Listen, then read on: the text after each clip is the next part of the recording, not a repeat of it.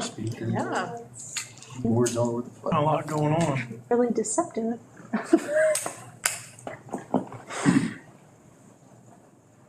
You're on.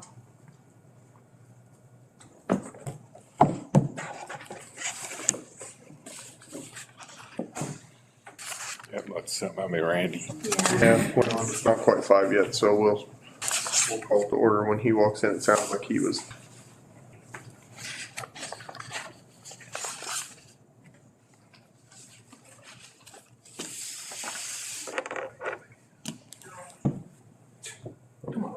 Quietly. Okay, it's straight up 5 o'clock, so we will go ahead and call the meeting to order. 1.2, approval of the agenda. I move that we approve the agenda. Second. Been moved by Chris and seconded by Jeff to approve the agenda as presented. All in favor, say aye. Aye. 2.1, new appointment. Yes, we have somewhat of a temporary thing, but if we need her to do it in the future, it'd be all right to have her at this position. We do need a board approval to accept Dana Sprinkle as our deputy clerk is what it amounts to. So. Man. The new sheriff in town. So we need a motion to I'll make a motion. I'll make a motion to appoint Dana Sprinkle as the new deputy clerk. Second. Been moved by Chris and seconded by Jennifer to appoint Dana Sprinkle as our deputy clerk. All in favor, say aye. Aye. All right, 3.1, Donna Whiteman, and I think Randy just walked in, so we might pause 30 seconds for station identification. I am going to present just a little bit of information ahead of Donna getting started. She can add to anything that I would have here. And again, we apologize for those of you joining us via live stream. The document I'm going to have here is a public document. If you want to get to the board docs, you'll be able to look at it at that way. We do have just a little bit of, wanted to share with the board kind of where we operate from in terms of whether or not school stays open with COVID cases in our community. And it's called gating criteria. The KDHE has established many of these parameters. They've worked to communicate this information with us through the Kansas State Department of Education as well.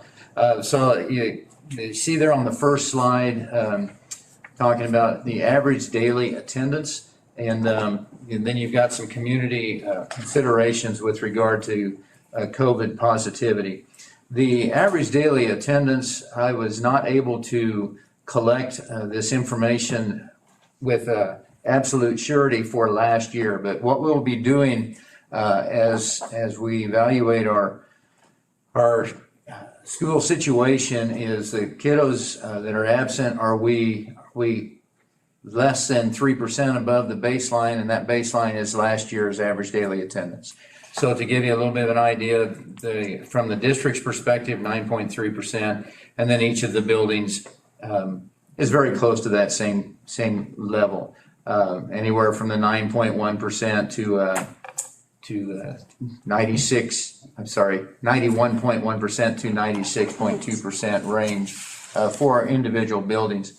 So as we move forward in messing around with where we're at in battling COVID, the average daily attendance is an important item for us. The other pieces are a little bit more under the watch of the county health department. You do have community gating criteria where the rate of positive cases over the last 2 weeks, where is it sitting? Is it increasing and so on? We're here because we had a significant number of increased positivity with regard to testing for COVID since about the middle of last week. Really became apparent to us and the school system probably Friday afternoon and over the weekend. Before that time, we were really kind of hovering around that 5% mark. So over the past several weeks. So that's that piece there. Let's see here. Again, we've got new cases there. When it says 0 to 50 new cases, again, that's per 100,000. Again, over the last 2 weeks, it should be pretty similar trend to what we would have seen in the line above that for positivity. But the gating criteria then, when we look at school activities, learning, and then other things that pertain to that are very much related to schools, playgrounds and spectators, audience, etc., you can see kind of the guidelines on where you fall. Kind of depending on what exactly you're looking at, it's pretty evident that we're hovering for sure in the yellow range.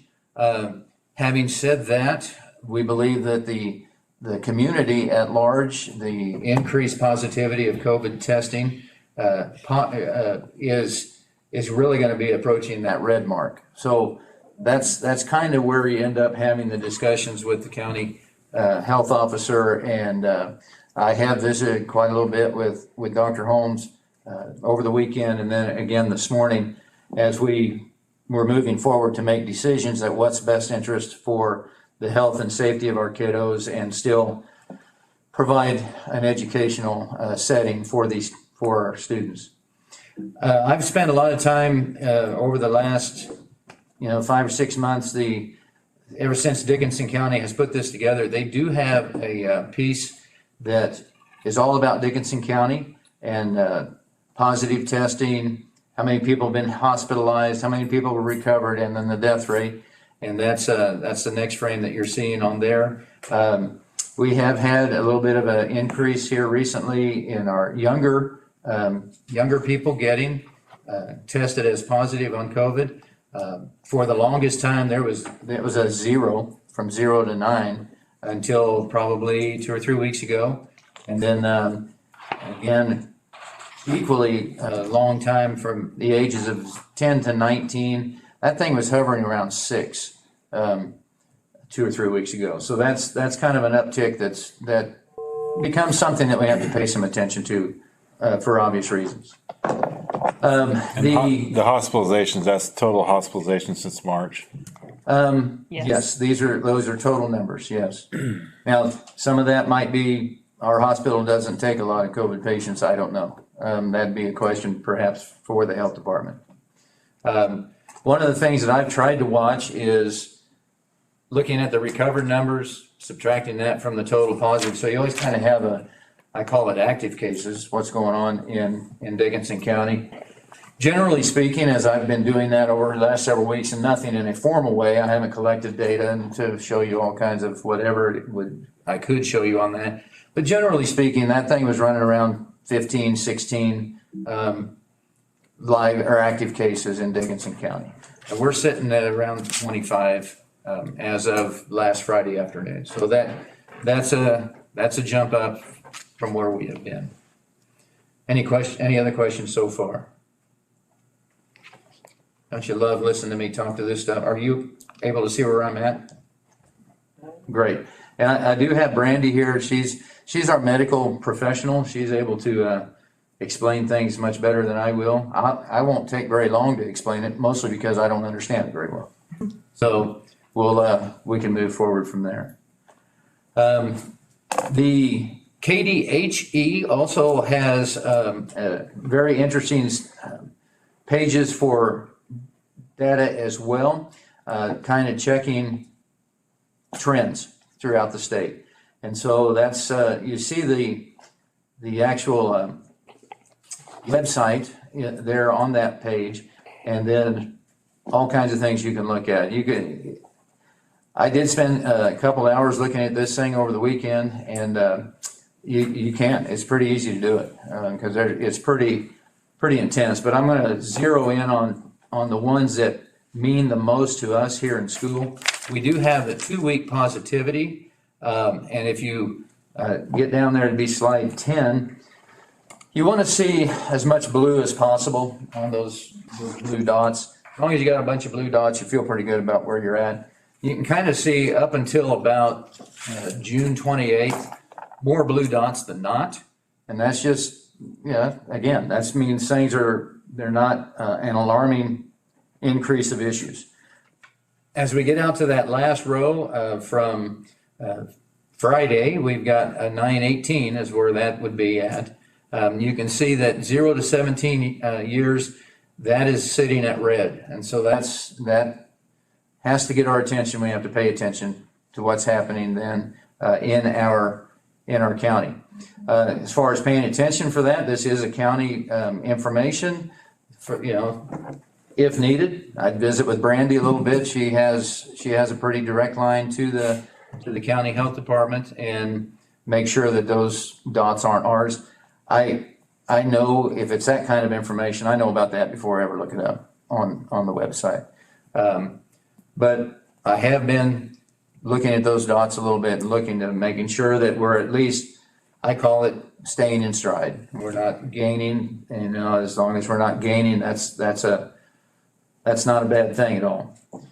I did go ahead if you were to interact with this website, you'd hover your cursor over any of those dots and it would tell you what that means. And they're for this age group of 10 to 17 years old. That's that 15% positivity, and that's in that one gating criteria that we saw, that's red. So that's alarming. When you start having that kind of increase with positivity, you really have to think twice about having our kids participating in activities, going to other communities and causing further spread. And so that's why we are currently no activities until otherwise noticed, but we anticipate no activities during these next 2 weeks unless something really great happens on a positive sign. Now, on that square where it states the percent positive is 15%, it also states positive tests were 2. Is that total right above the percent positive? That would be That means that they were so. Yeah, that's a little bit of it's good to look at it that way. So, I mean, it might have increased by 15%, but if there was only one, that's a great. and if you have another one, I mean, I think you need to look at all the numbers rather than just the percent positive. I don't disagree. And that is the county. That's not necessarily Abilene. That is also the county, correct? Dickinson County. That is correct. Okay. Now, knowing what I know, Okay. those are ours. So at this point, but you make a very good point. That's kind of why I tend to think we're more along the yellow line than the red line. But this would be one indicator that would be in that red dynamic. So we have to look at all things with that. The next frame talks about percent positive being overall since we started this. We're looking at about 6.64%, and we had just barely been hovering above 5. So it is a bit of an uptick. And with this COVID-19 being what it is, we've seen it. We've seen other communities where it just explodes overnight. And so we're hoping to prevent that explosion by going into a remote setting and get back into a stride that we're much more comfortable with having. And then the gating place, again, I've mentioned yellow. That's kind of where I see us, but at any rate, you can kind of see the recommendations from KDHE that we should be considering following. We know that the community really wants to see our kids in school. And I get that. You've heard that. I've heard it. My phone's been ringing all afternoon from several parents who want to make sure that we are really giving some serious consideration to keeping these kids in the school building. We have asked the teachers during this next 2 weeks to explore how they're providing the learning, the teaching and learning remotely, and also look for ways to perhaps work more collaboratively. Can we have some of our teachers focus more on what's going on with the Zoom production of instruction, while others perhaps are more along the typical side?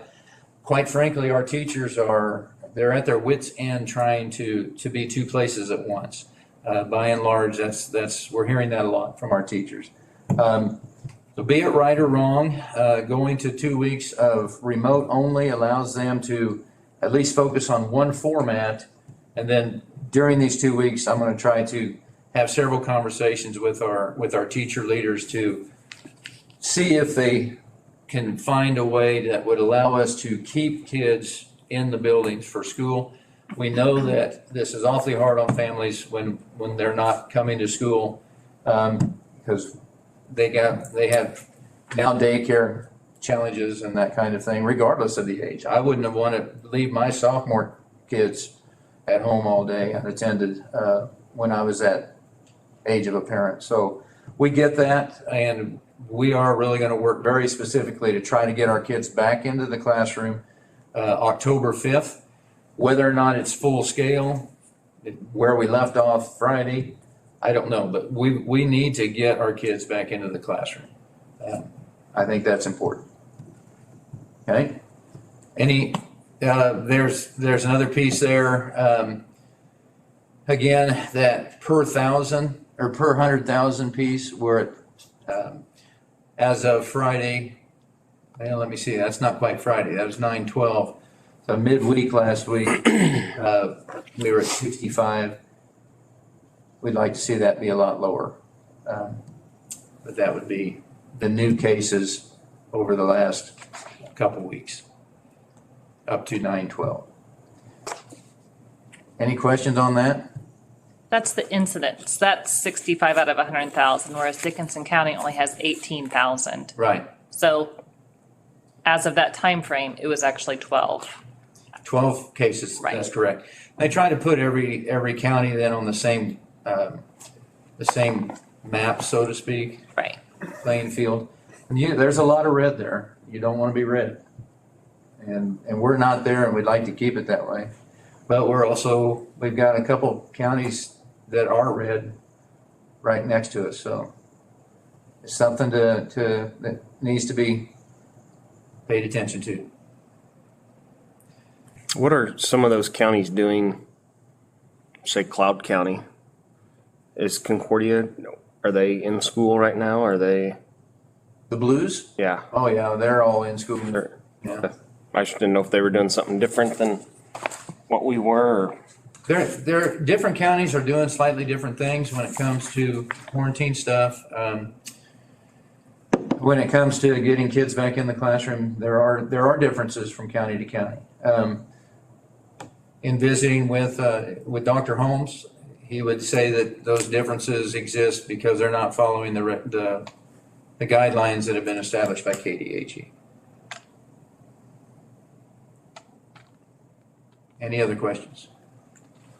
So has the guideline changed for, my understanding was, I had parents call me and they wanted to know the situation of, they're literally making a decision whether they're going to homeschool their kid or send their kid to school. Right. And it was my understanding that if the masks were worn throughout the day, that even though 6 foot social distancing could be maintained, that mask was going to protect them. And then we've had mass quarantine orders for entire buses, entire classrooms. Right. And is that the new recommendation from KDHE or? Apparently so on at least the buses that I know of, but I understood the mask to be the same thing. Whether or not I misunderstood that, time will tell, I think. We'll probably look further into that. I did try to call Randy Watson with our education commissioner and ask him that very thing about the buses. Because there was a very deliberate process for loading the buses and unloading the buses that we have been following, including the masking and cleaning the hands and things like that. So I was very surprised to hear that 2 of our larger numbers of quarantine issues over the weekend came from the fact that they were riding a bus together. That's a struggle for me. Brandy, do some of these guidelines change a little bit from time to time? I never saw anything specific about busing. That issue was sent to the Kansas Department of Health and Environment, state epidemiologist, because that was not a situation that has, there's nothing in the criteria that explicitly states if you're on a bus. So they deferred that to the state epidemiologist. They sent them the information, and the state epidemiologist reported back that due to the nature of the enclosed space for an extended period of time and shared air and not enough movement of air, that all persons on the bus had to be quarantined. Do we not open windows on the bus when we're driving them? I don't know that answer. I wasn't on the bus, but that was from KDHE epidemiology. So it was, Was that From the after state. we had the case or before? I'm sorry, what? Did we find that out after we had the case or before? Correct, after when we had the positive case, you have to determine who has to be quarantined. And so that was the question that was posed to KDHE. And that is different than what we have seen in the navigating change from KSDE. We spent some time, I spent a lot of time with Heather talking about making sure we're training people the best we can, knowing that our buses were going to be awfully full, because many of our country routes come in and pick up the kids in town and get them on to school. So, again, that one hurt my heart when I heard that this weekend. So that came from KDHE. That did not come from the school board. That did not come from our health director or superintendent. That came straight from That came directly KDHE. from the state epidemiologist that was assigned that case. Okay, thank you. How do we continue busing? I mean, what parent's gonna want their kid on a bus if Right. they risk the chance of being quarantined? I mean, there's a lot of frustration, and it's not just with parents. I'm hearing it from respected community members that are sitting on other boards in this community, businesses that have lost employees. I mean, there's a lot I think of we, frustration here, and we need some clarification and what we can do to change things, and if the rules are changing on us. Right. the frustration that I've heard is obviously, I think everyone involved is very frustrated. I've heard from teachers that they're very frustrated. I've heard from, like you said, local businesses, the mom who's working shift work with two kids who are grade school age, and all of a sudden she's got to leave them at home for 2 weeks. How does that work? What's that look like? There's some huge economic impact from this. So, if we gotta take a pause for 2 weeks to bring some numbers down, I get it, but we have to be thinking on the lines of, we have to get our kids back in school. But that's what I think he's asking. I mean, what are we gonna do differently? That's the thing, is it's not just about getting them back in school. If we go back October 5th and October 6th, especially if we go off percentages, the difference between one positive case is 7%, two positive cases is 15%, three positive cases is 22%. And we're gonna go even more overboard because we're at 22% now because it's one more case, and are we just gonna redo this whole thing? Because, we want to get back to school, but we also need some sort of consistency for the parents, the teachers, the kids, everything else, instead of flip-flopping back and forth. I don't disagree, and that's something that we will be addressing very, through that lens for the next 2 weeks. And can I also ask a question about some of the percentages in the gating? Maybe Brandy knows better. So is any of what we're using to determine whether or not we're in school or keeping the kids in class in person, is it based off of the number of tests that we're giving with a positive rate in those number of tests? Are you speaking specifically about gating, or are you talking specifically about when children are? Well, anything that sent the home? school would be implementing. So if we're using the gating in some criteria, communities, in Hutchinson, they had 200 and some tests that they were asking people to come in and test. We don't have 200 and some tests for, me and Jeff to Random walk tests. over and take. No, currently, no, we do not have any of that. We just have test availability that's at the hospital, or if they're going to We have families that are going to Saline County and testing. We have families that have been going to Great Bend because they offered rapid testing. Yeah, and that's why I'm wondering is any of what we're basing off our decisions on as a district and the health community based off of a percentage of positive tests, not as, there's a difference between a percentage of the people in the community that test positive and the number of people who are being tested and the percentage of those positive tests. Does that make sense? I don't know that answer. I don't know on the gating criteria what percentages we're looking at. So what you're basically saying is, we are testing people that have symptoms, and that, and Yeah, we that's, don't have and we don't the have a random, we don't have a availability random testing of, At leisure testing, Yeah. right? We can only test people that have symptoms. Yeah, No so one we're can on- walk in Right.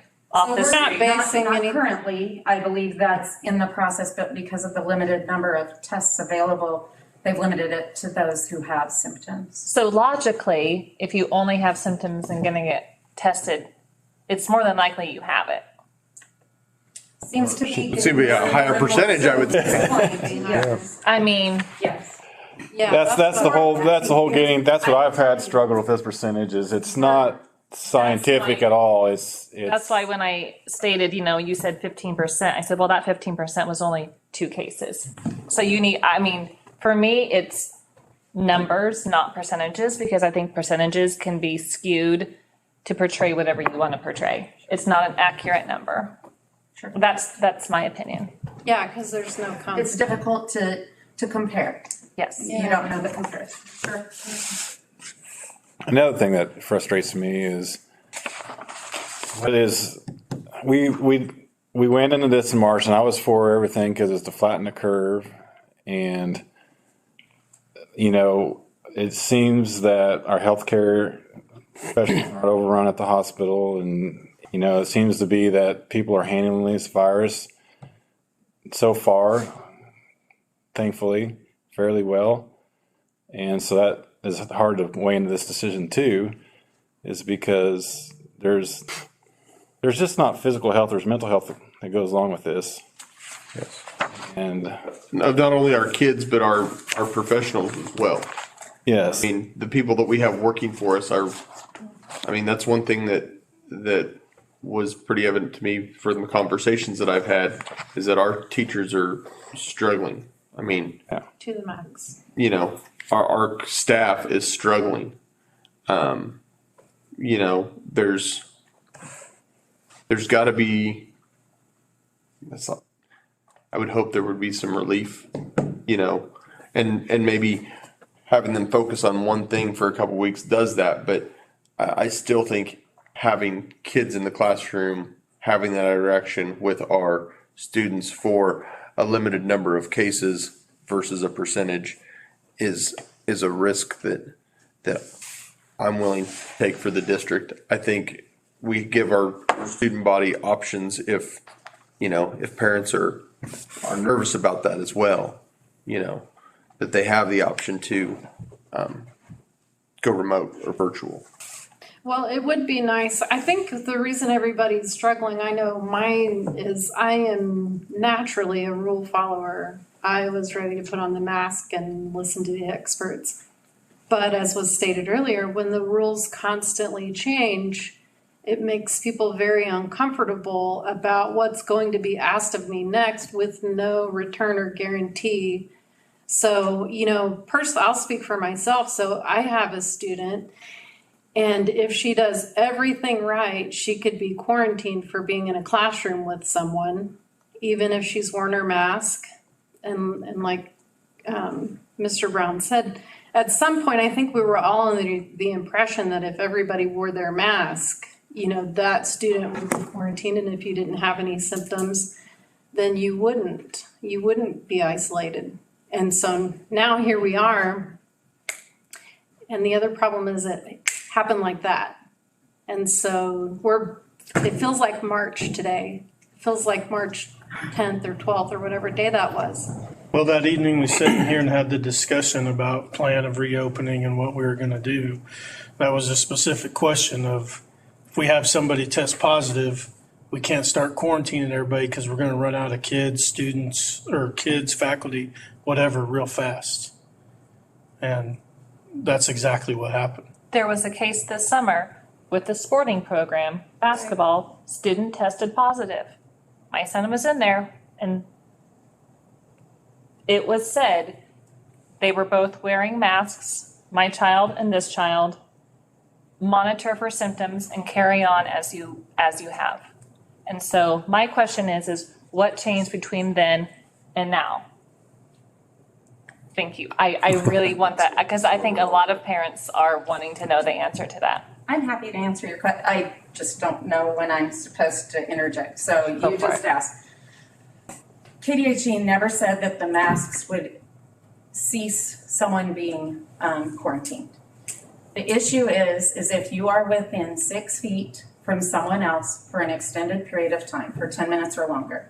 So in the case of a sporting event or a practice, they are in and out and in and out. If you were coughed on, spit on, sneezed on, that heightens the level. And so then you would be considered exposed at that point in time. But the difference with an athletic activity is a little bit different because generally with athletics, they're moving around constantly. They're not sitting there next to someone within 6 feet for an extended period of time. But they're also breathing heavier. They're also sweating. There's also contact. I would think But they That were would wearing their be- masks at that time. But with that logic, if we got a classroom with kids, why does a kid that's not within 6 feet have to quarantine? Or on a school bus?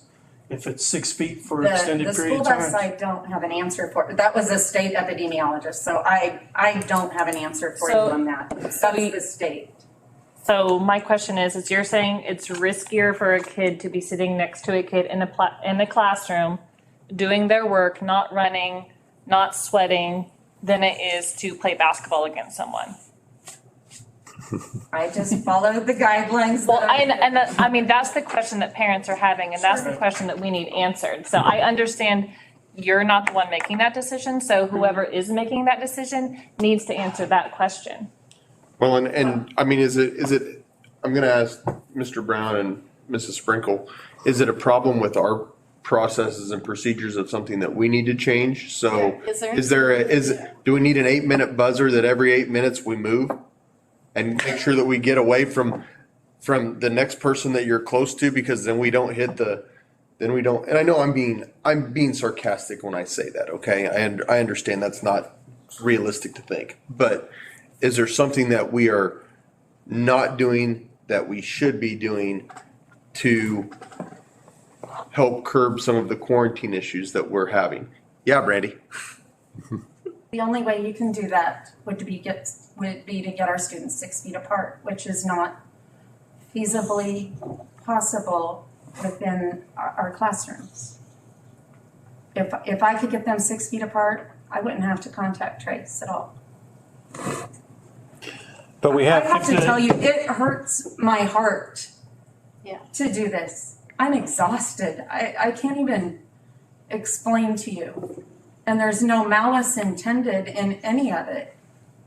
I've had students and staff that have been excluded that are now testing positive. They become symptomatic and are testing positive.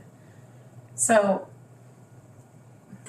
I am just as frustrated. I have 2 of my children home on quarantine as well. It's no fun for me to go, well, there's Tierney McGivney. You're out and you're out again because you've had another one.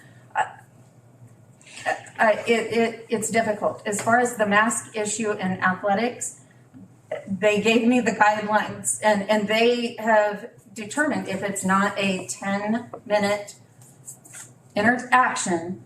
However, if there is exchange of body fluids or in that aspect, then you have to look at that. Well, I think that's what situation. Kyle's asking. Like you said, if you could get the kids 6 feet apart from each other in a classroom, you wouldn't have to contact them. Correct. Is that true though? Because we have, not Yes. all the kids are within 6 feet of the one that tested positive.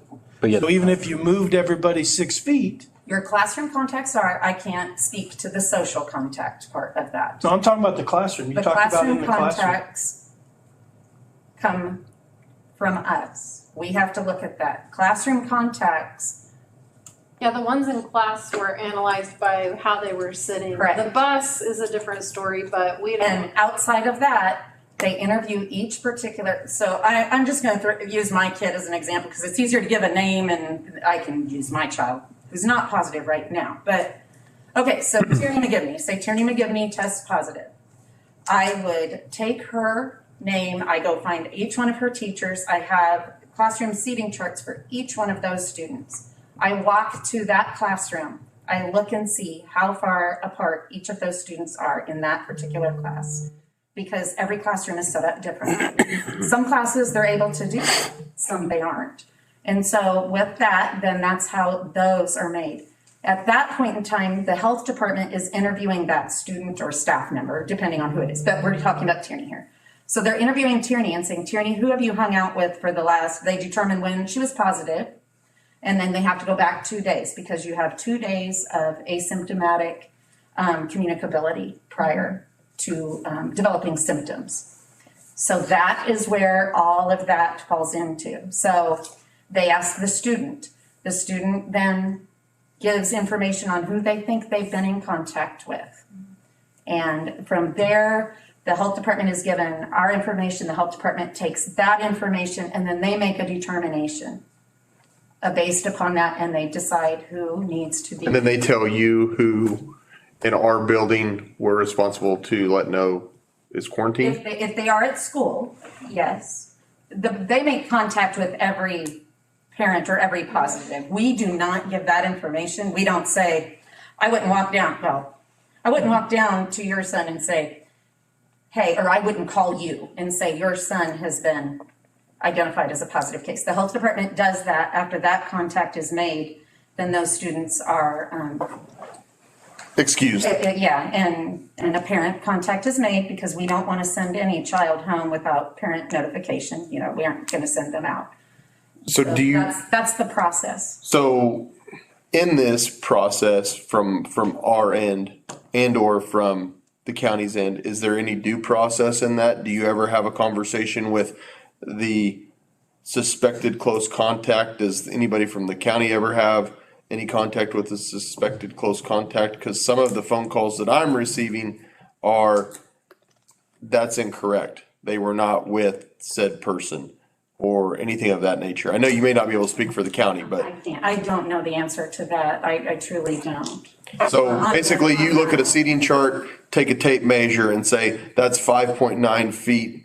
Sorry, that one's close. I mean, you understand what I'm saying? One thing that I wanted to circle back on is, it was said earlier, you know, the healthcare community isn't really, we're not really pushing right now because we don't have a lot of positive cases or hospitalizations, but the process of fact checking and getting a hold of those people, I cannot imagine how long. Make 100 phone calls today would be, I mean, imagine all the phone calls you got last week as a reaction and how long that took everybody just to process through with those people that were reaching out to the school board and to each other. It is days and days and days of nonstop phone ringing or texting or Facebook messages, and that, you know, you maybe talked to 30 people and you didn't have to explain to them what the next couple weeks of their life looks like. So you didn't have a process of checks and balances that you have to go through.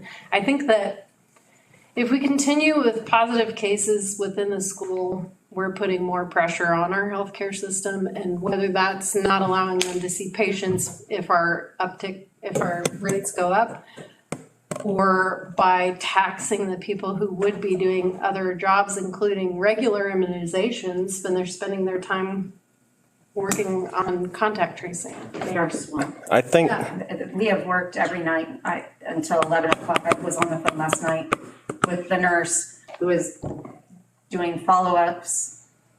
It was 11:30 when I received my last interaction with. I think we're at the point to where, you know, we've tried to get them in the classroom. That's where we want them. We want them in the classroom. Brandy, we support you.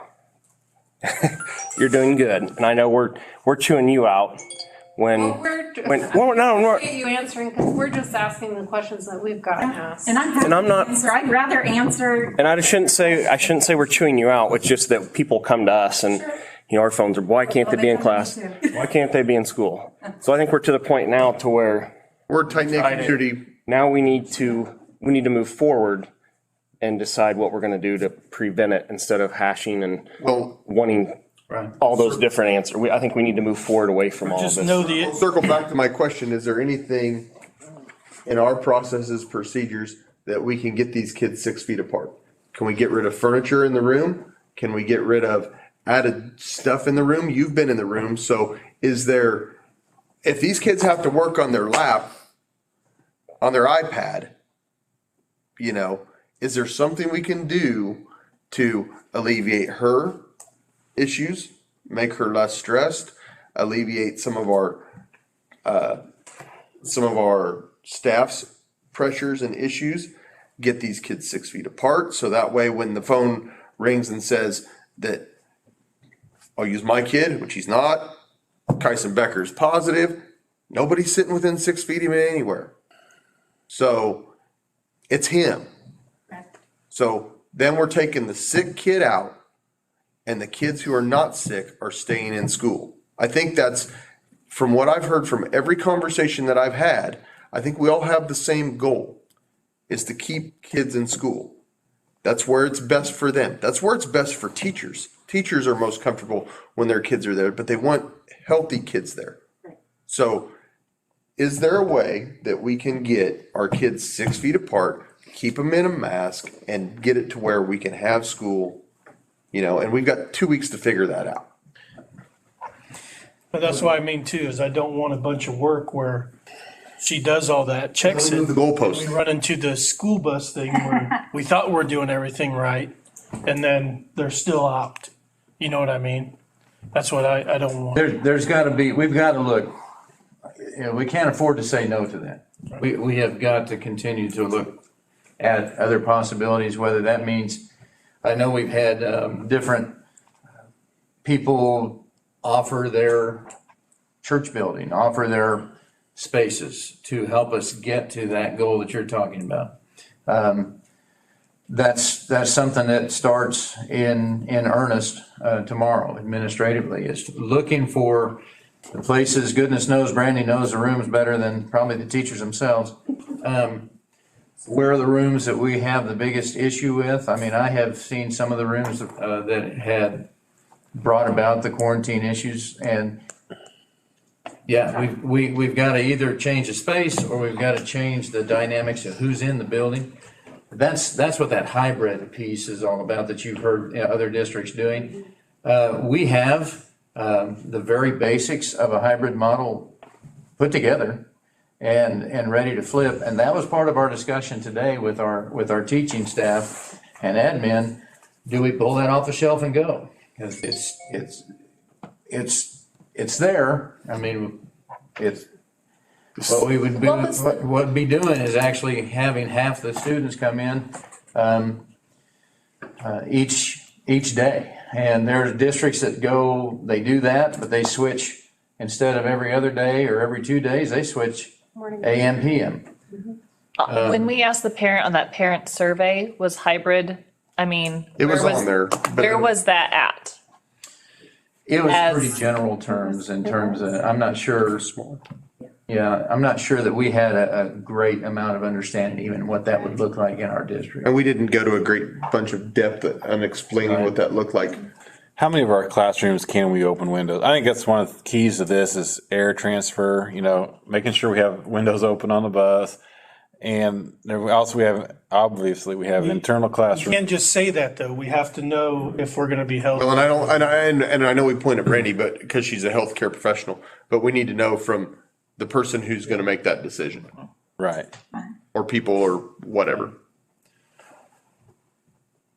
And keep in mind that it changes, I mean, it's science, it's ever changing, things are gonna change, but, you know, the frustrating part about that is that not everybody's always in the loop.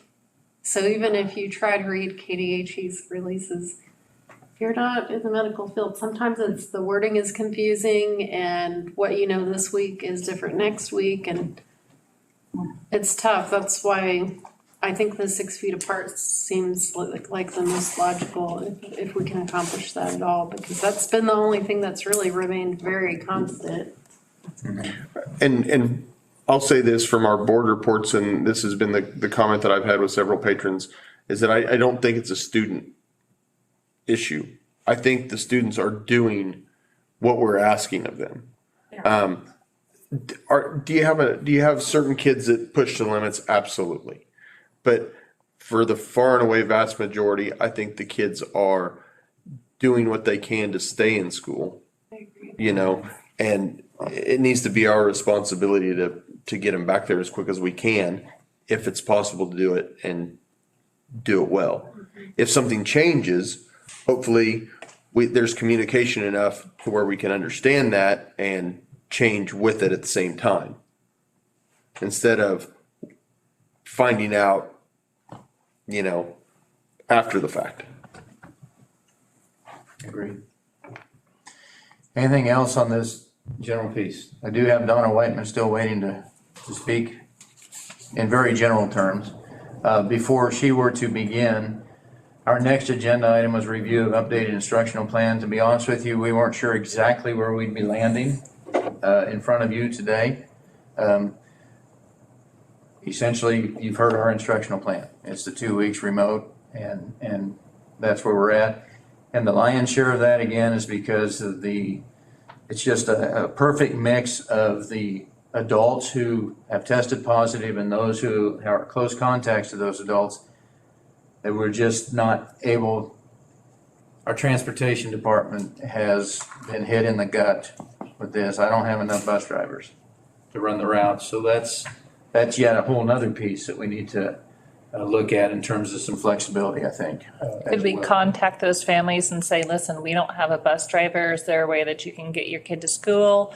If not, then, you know, please let us know. I mean, is there I some do ways think that's around another that? part of the next couple of weeks to maybe do some of that, figure out here in town. You know, we talked briefly, but not very long, because it's something that's very important to this community is our in-town routes.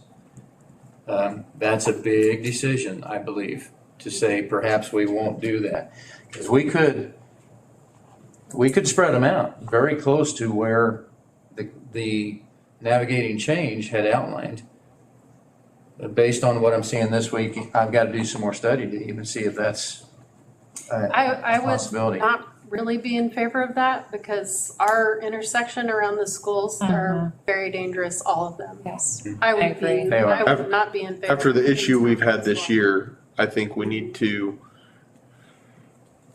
safety is a big priority. I Yep. think we need to make sure we're taking care of our students, because And as difficult as this is that we're dealing with right now, it's not the same. The other is much worse. And that's why I'm saying, it's not that I want them walking. I would just ask to see if there were other arrangements that could be made to get those kids to school safe. Because I can barely get across to 14th from Mulberry. I mean, there's cars stacked up. There's no stop signs.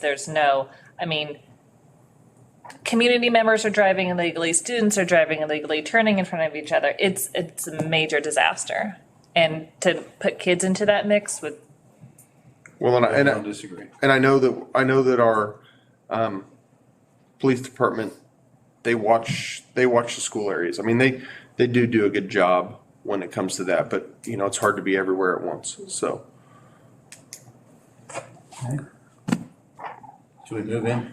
I don't want to say anything that might be perceived as negative here, but for clarification purposes, though, because the public is really struggling with this, you know, it makes it sound like we've had a tremendous outbreak of positive cases in the student population, and we have 2?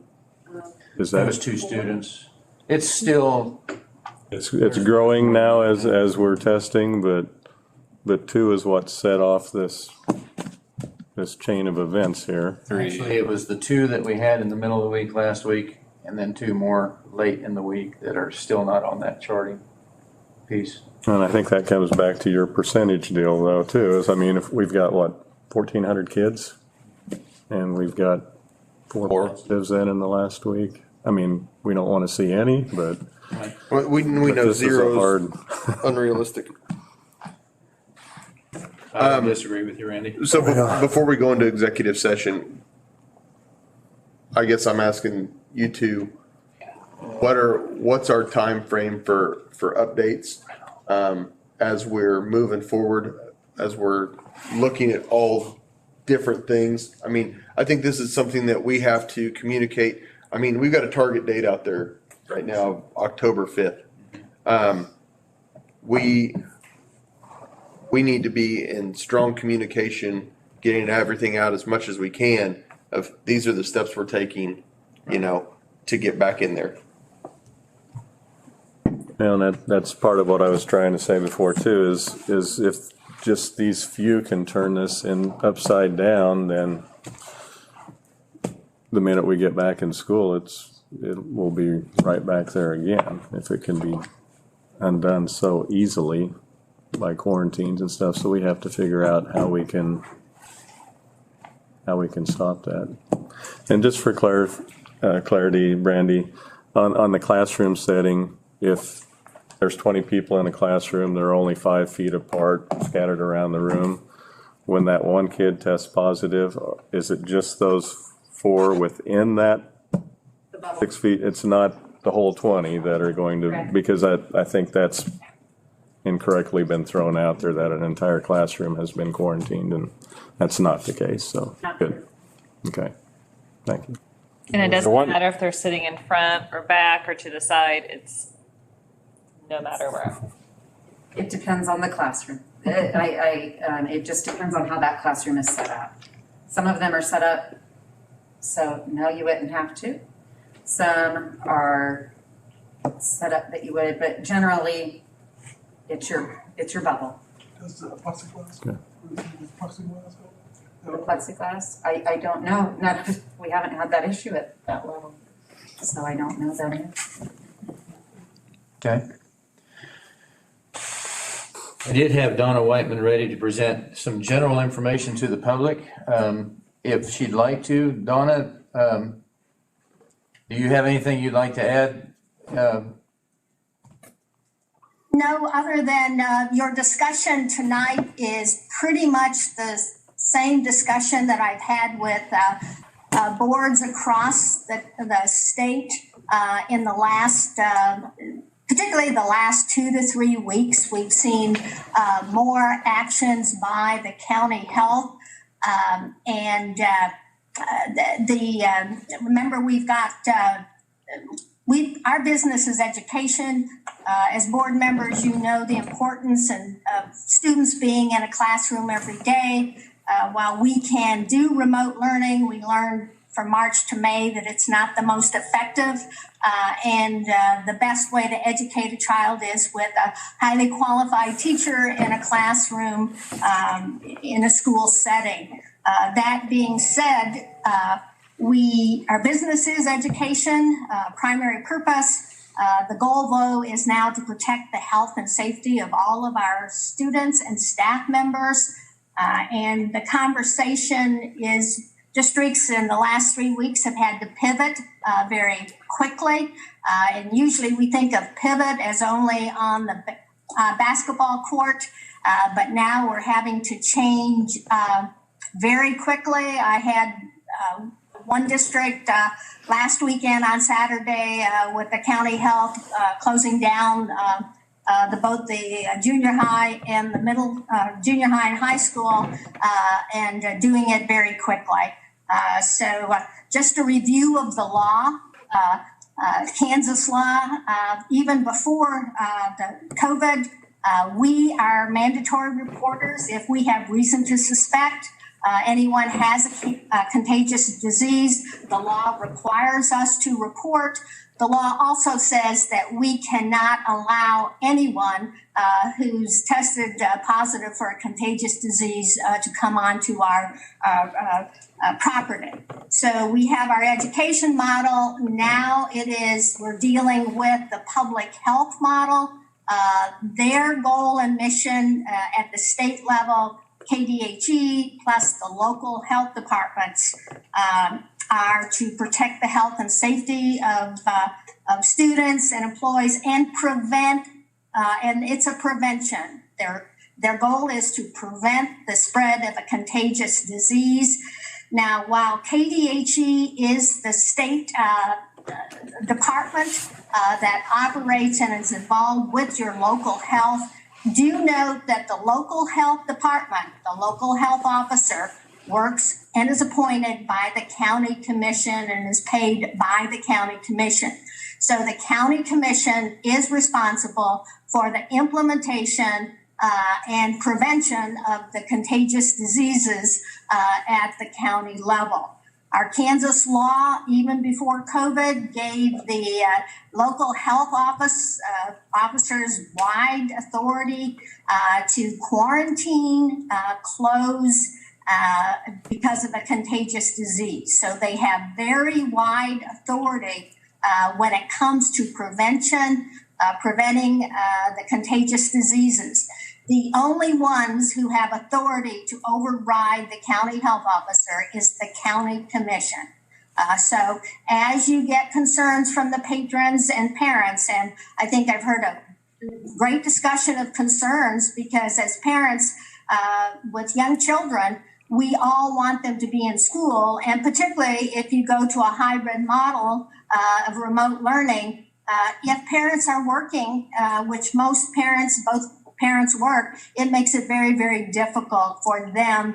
Number one is daycare issue. The second issue is who's going to be there to supervise. So it is a major focus to try to keep our students and staff as healthy as possible.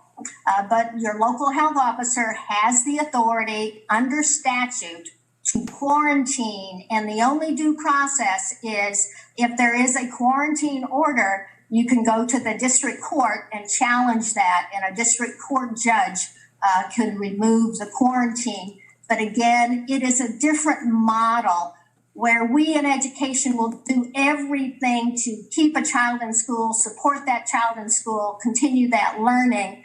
They operate under a medical model, which is prevention. So as we move forward, and it is, there is no one thing that is going to solve this. I think our students, our staff have to take and individually, everyone in the community, personal, individual responsibility for doing the basics. The basics, hand wash, wear a mask, social distance. That is the easiest and cheapest prevention model. However, when those numbers start moving up, and we've seen it the last, school's been open for about 2 weeks, we are seeing it move to the center districts in the school districts where they are starting to quarantine students, starting to order closures of schools. They have the authority to do that. So again, focus on prevention, individual responsibility, wear the mask, wash the hands, social distance, each and every one. We have the governor's order, which is basically, remember the governor's order and anything in chapter 65 in the county health, they have the authority to make those orders. So we are all in it together to try to do everything we can to keep our schools open, because we know it's best for our students. And I think someone mentioned this evening, the number of cases of anxiety, depression, mental health are rising in the state. There was just a report released today about children's mental health. So the best structure and place for all students and the safest is in school. So we have to do those changes, and many of them, as we talked about, it's not one solution. The bus issue is becoming a big issue. Some districts are encouraging the parents to drive their kids to school if possible. If you have a lot of rural routes, that makes it difficult if parents are having to be at work. But looking at that, they're looking at spacing on the school bus and having families sit together on the school bus, but trying to maintain that distance. It's just that, a large passenger bus we're going to end up with a much smaller population on that bus. Otherwise, we have to add more routes, we have to add more bus drivers, and bus drivers are hard to come by in all of our communities statewide. So that's just an overview of what the law requires, but do note that it will change daily. It has been changing daily simply because it's a medical model, and they are going to adjust and exercise their authority in the prevention and spread of the disease, if possible. And they will do everything and anything they have under their authority, which is wide, to prevent that from increasing. So it is a numbers game for them, but there is a lot of variety we're seeing county by county, depending upon the training, expertise, and of the county health officer. Some county health officers are medical officers, are medical doctors. Other smaller districts, they're basically healthcare administrators who don't have a medical license. But they will all err, like your family physician, on the side of caution when it comes to health and safety, because they do not want to risk the numbers growing. So as your numbers in all of our districts have moved up, so have the county health officers have stepped in. And again, when parents complain to you, I think we want to listen, we want to share our concerns, their need to be in school, but we can only do so much. So much of it depends upon the county health officer's experience and training. The other is the county commission, and the county health officer works for the local county commission. But again, our business is education. We want students in school. We want them to be safe.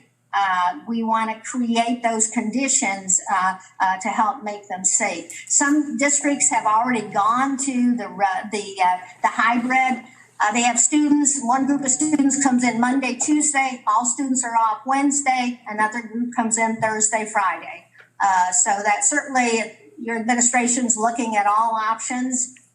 If the numbers continue to rise, you'll have to have other options to try to at least maintain some connection with the school building, because the best education is the one. I'm a little biased. I started my career as a 7th grade teacher for 7 years before I went to law school. Kids do best in the structure and having a caring adult who sort of monitors their education on a day-by-day basis. With that, I'll save my other comments for executive session. Okay. Thank you, Donna. Anything else on this before we move forward?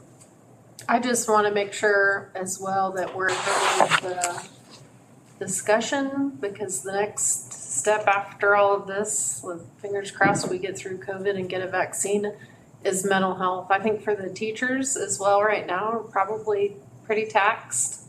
But the students, the short-term effect is shocking right now for them, but the long-term effect of constantly being pushed and pulled in different directions and however long they stay home, I can imagine will be long lasting.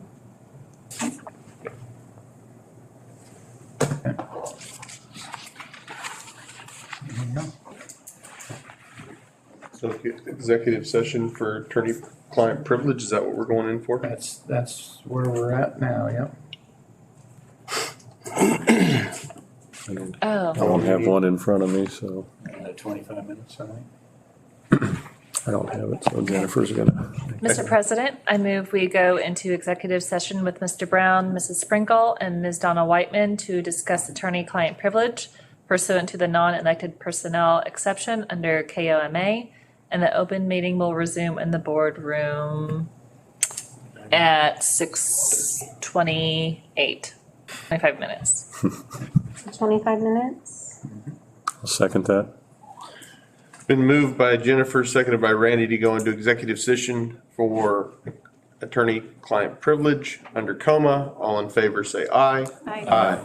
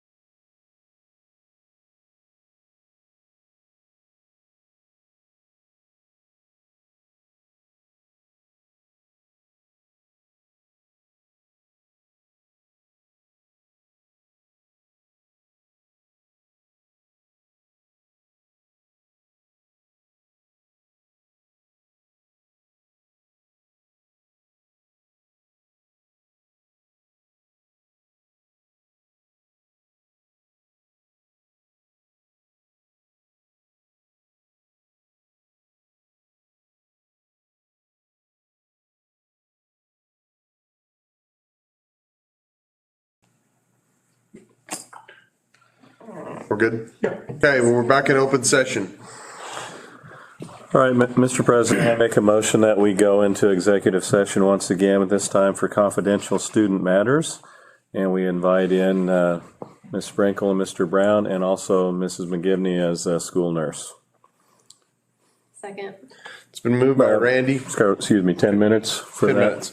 Been moved by Randy, seconded by Veronica to go into executive session for 10 minutes for confidential student matters under KOMA, inviting in Mrs. Sprinkle, Mr. Brown, and Nurse McGivney. All in favor, say aye. Aye.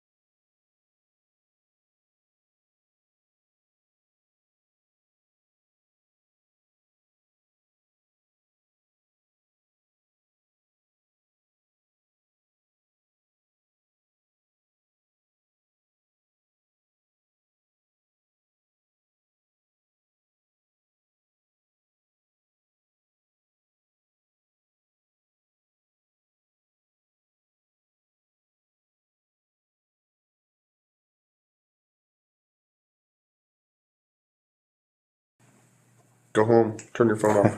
Yes. Okay, we're back in open session. Personnel, Personnel.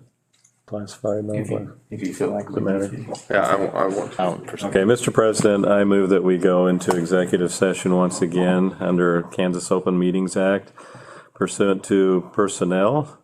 Invite in Mrs. Sprinkle and Mr. Brown and go in for 10 minutes. Second.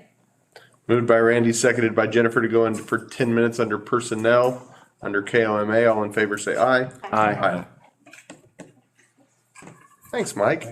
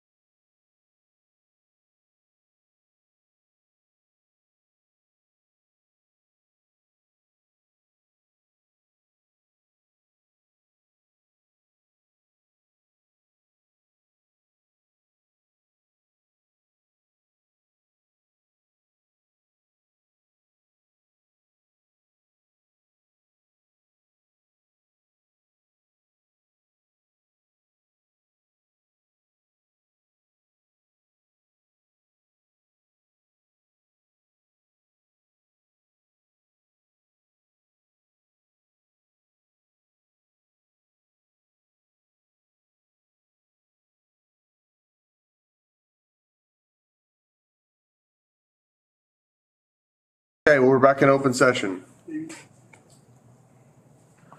Mr. President, I move that we go back into executive session for the same topic of inviting in the same people for 5 more minutes. Second? Moved by Randy, seconded by Jennifer. All in favor, say aye. Aye. Brandy, go home. 5 minutes.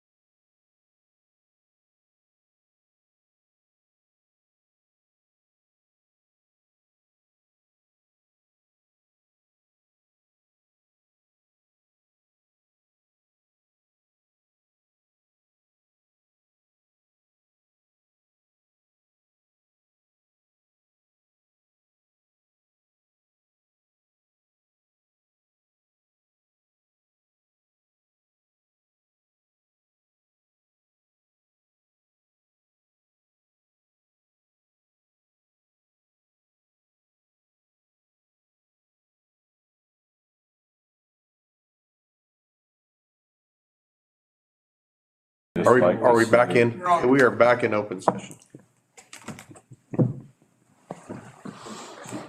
We'll visit. Okay. If there's nothing else, I'd entertain a motion to adjourn. I move to adjourn. Second. Been moved by Veronica and seconded by Jennifer to adjourn. All in favor, say aye. Aye. Aye.